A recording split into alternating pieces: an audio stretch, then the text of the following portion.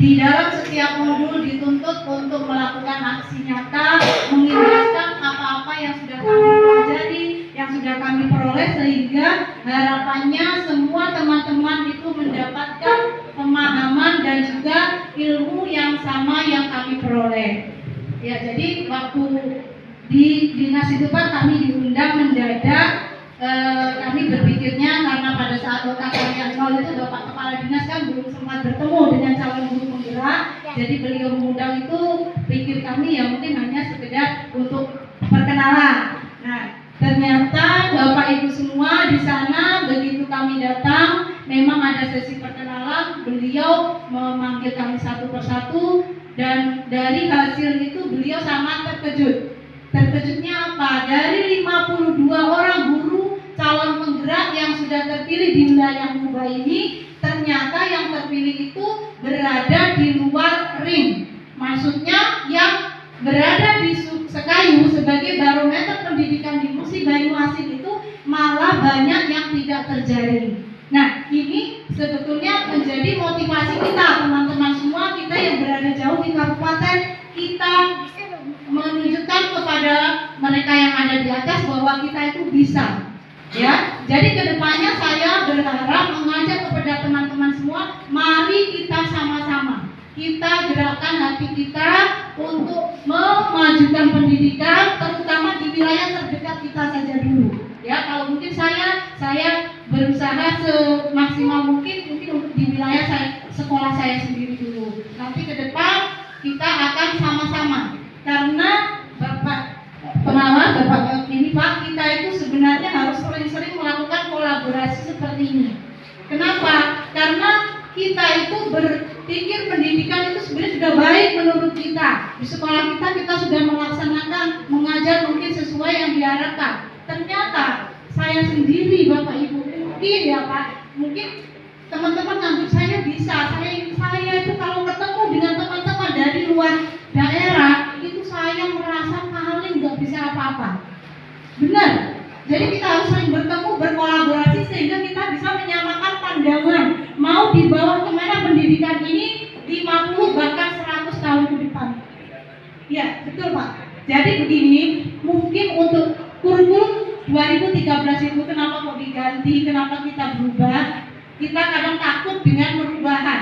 Kita selalu termindset perubahan itu pasti sulit, pasti nanti begini begitu. Dengan perubahan, kita selalu termindset perubahan itu pasti sulit, pasti nanti begini begitu. Padahal tanpa kita sadari, setiap hari hidup itu terjadi perubahan. Iya atau tidak? Betul kan? 2 tahun ini Bapak Ibu kita mengalami pandemi yang sama sekali tidak kita sangka-sangka. Semua penduduk dunia, terutama dunia pendidikan itu terkena imbasnya. Kalau dulu kita itu kan mengajar dengan cara tradisional tatap muka. Ke depan Bapak Ibu mungkin kita sudah tidak melaksanakan belajar di dalam kelas. Bahkan nanti kelas-kelas itu bisa hilang. Ya kan kita dituntut untuk belajar, mungkin nanti kita bawa anak keluar ke tempat itu, tempat-tempat yang bisa memberikan inspirasi, atau misalnya ke tempat usaha atau apa, itu nanti ke depannya.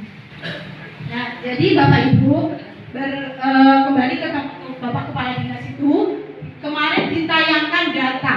Jadi tiba-tiba oleh Pak Iman ya Pak. Nah, Pak Iman itu ditayangkan data, di sana tidak dijelaskan. Hanya ditayangkan data, disebutkan bahwa bagaimana ini kok bisa untuk Musi Banyuasin data ketercapaian guru yang mengakses platform Merdeka Mengajar masih di bawah 20%. Saya saja jujur waktu itu nggak tahu maksudnya apa. Tapi alhamdulillah di sini ada teman-teman saya dari SD Cinta Damai. Begitu ada sosialisasi di B1 yang didatangkan Pak Samsul, itu memang saya tidak dikirim karena kita bergantian. Nanti jangan saya terus yang dikirim. Nah, jadi dikirim teman. Di sana kita itu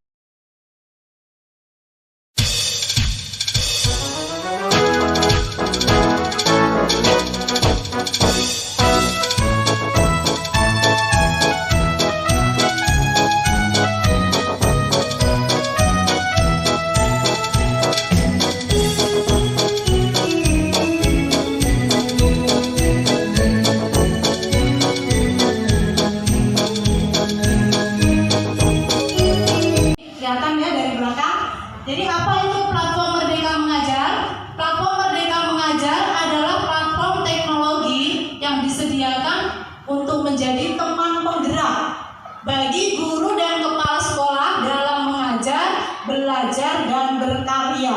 Ya, jadi platform PMM ini dibangun untuk menunjang penerapan kurikulum merdeka agar dapat membantu guru dalam mendapatkan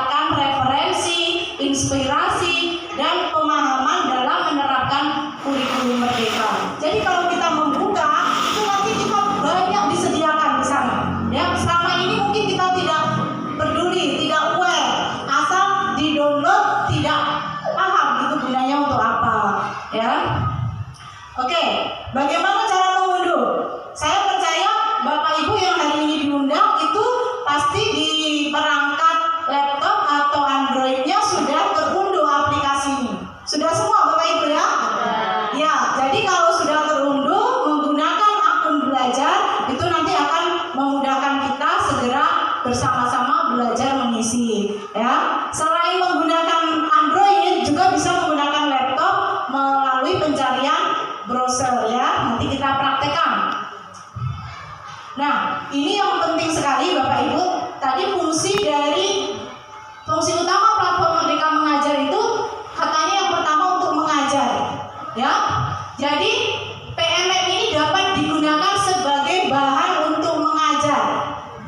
Para guru dimudahkan dengan perangkat ajar yang terdapat di platform tersebut.